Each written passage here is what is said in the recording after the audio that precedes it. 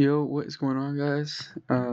Today we are back with another video, and today I'm gonna go over my weekly analysis for this week on the Nasdaq. So, firstly, I'm just gonna go over some of the key levels that I marked out for this week. Got this draw on liquidity, this one, and this one up here as well. I could have also marked out these, but I feel like they're just a bit too high right now. Yeah, and also on the 4-hour, we see this big bullish fair value gap that I marked out for price to potentially draw to and then react off of to hit these highs potentially.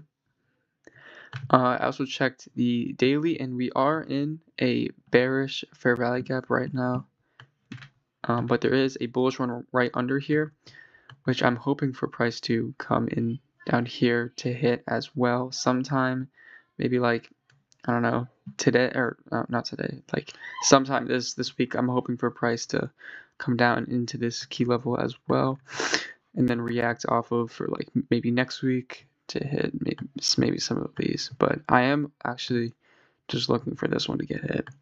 This is like the main one that I'm looking for to get hit and to react off of.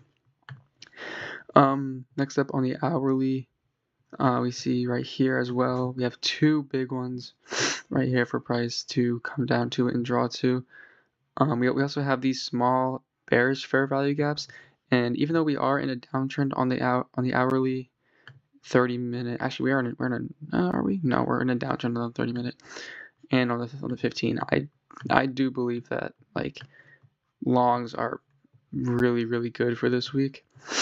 Just because of like the 4-hour setup, we had one right here where price hit this zone and then went up. Didn't hit this liquidity, but it just soared right after, and I think we could do the same thing right here and push up above these, hopefully. And on the daily, we are also bearish. On the weekly, I think we're in a weekly. I think we're also bearish on the weekly, yeah. But I think that right now, like,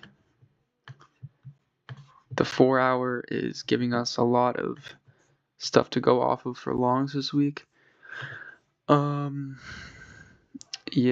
on the 30-minute also some key levels down here, but it's mainly just this 4-hour gap that I'm looking for price to get into and react off of, since it is technically untouched. It's untouched on the 4-hour.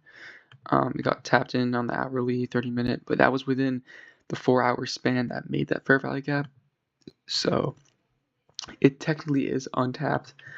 So I'm hoping for price to fully hit this and then react with strong bullish moves. There isn't really a lot on like the 5-minute that I can really go off of. I'm just really waiting for price to hit in here. Same with the 1-minute.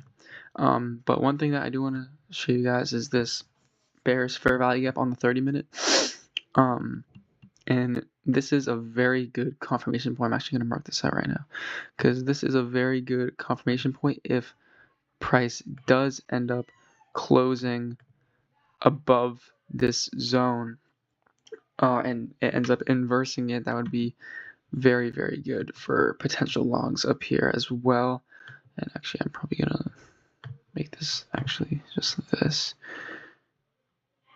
right there. Yeah, this is the line that we're looking for price to close above to fully inverse that gap and show good confirmation that price is gonna come up here, hit these zones, and hopefully hit this one right here as well.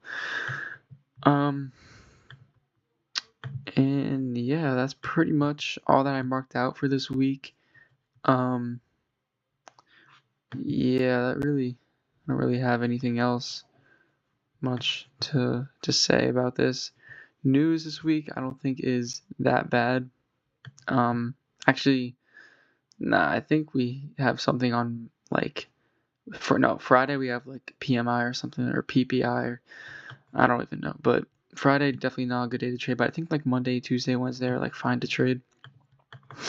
So yeah, I hope you guys enjoyed this video. I hope you guys learned something and take this into consideration when you guys are trading this week.